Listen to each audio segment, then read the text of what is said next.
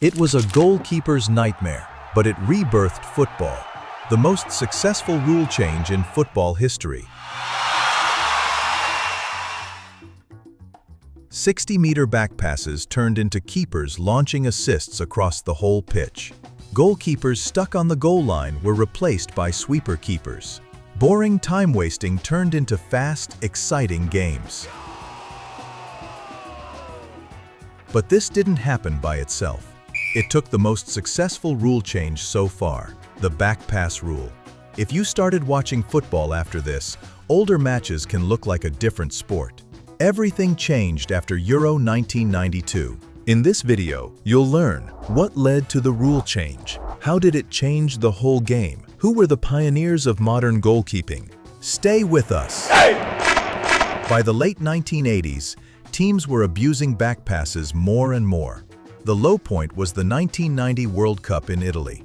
In a group game against Egypt, Ireland's keeper Paddy Bonner held the ball for 6 minutes. Even the Irish co-commentator threw down his pen and called it shameful. Before the change, even backpasses from beyond halfway were common. One famous example, Graham Souness booted the ball back late in a Rangers versus Dynamo Kiev game, and the crowd cheered it like a goal. Because keepers could pick the ball up, defenders kept passing straight to their hands, and sometimes it went badly wrong. 70,000 Scotsmen. An own goal by Willie Donaghy! That World Cup had just 2.21 goals per game, the lowest ever. FIFA ended the nonsense by changing the backpass rule. The last big tournament under the old rules was Euro 1992 in Sweden.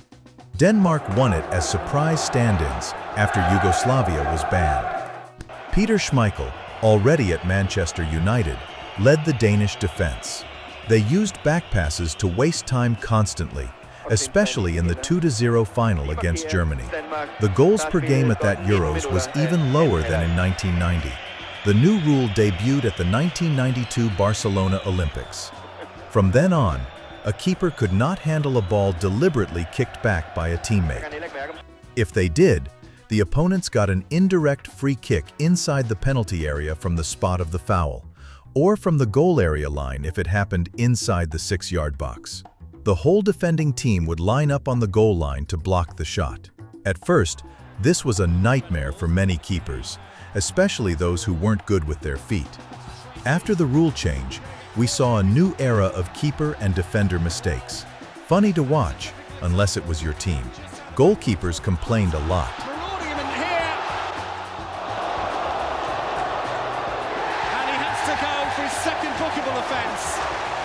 Former England international Alan Hodgkinson said, "The new rule is making a mockery of my profession." Some felt their careers ended because of it, like Paddy Bonner, who had actually helped inspire the change with his time wasting.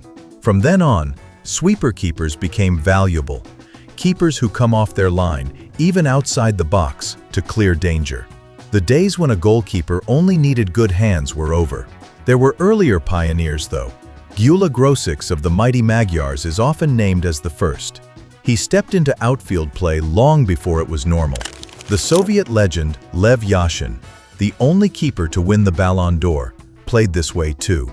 Both were nicknamed the Black Panther, and Yashin was also called the Black Spider.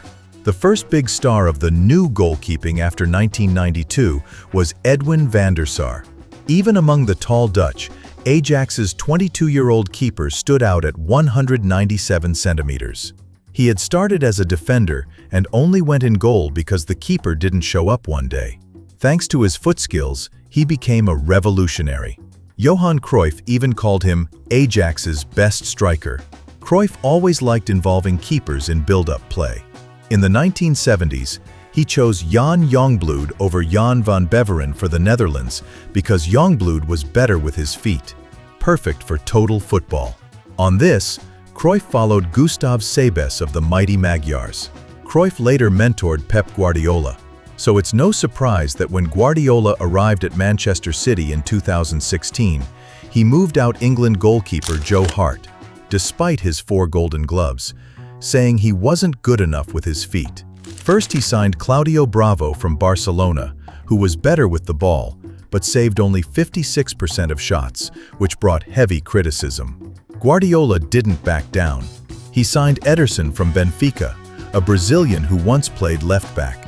Ederson was City's #1 for 8 years before moving to Fenerbahce this year. Along with great saves, he became one of the league's best passers, often around 90% accuracy. Liverpool, City's big rival, also has a keeper strong with his feet, Alisson Becker. It's ironic, because in the 1970s and 80s, Liverpool were famous for using constant backpasses to kill games under the old rule. Another model modern keeper is Germany's Manuel Neuer. Against Algeria at the 2014 World Cup, he had 21 touches outside his own penalty area. When Germany won the tournament, former keeper Andreas Kupka said, "Joachim Löw's team won with 11 outfield players." The backpass rule change paid off right away at the 1994 World Cup in the USA. The game was faster and goals per game jumped to 2.71. The top leagues also saw more goals that year. This change brought so many positives that, looking back, it's strange it took so long. The game became faster, more fun, and fairer. As football writer Adam Hurrey said, "With the luxury of hindsight, you even begin to wonder how any team lost a lead late in a game when they had the watertight safety device of passing back to their goalkeeper as often as they wished in order to run the clock down."